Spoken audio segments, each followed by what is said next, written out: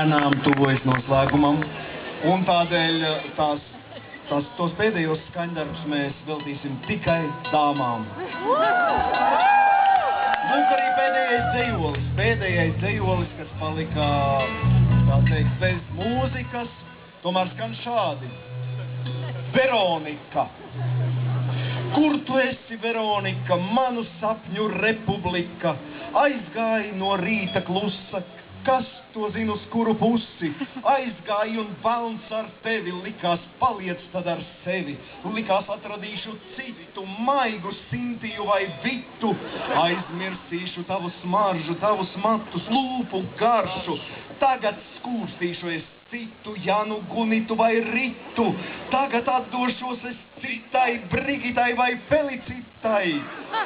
Tomēr sapņos tavas rokas, tavi glāsti, tavas skropstas. Velns, lai parauj visas citas, maigas Sintijas un Vitas. Gribu tevi, Veronika, manu sapņu republika.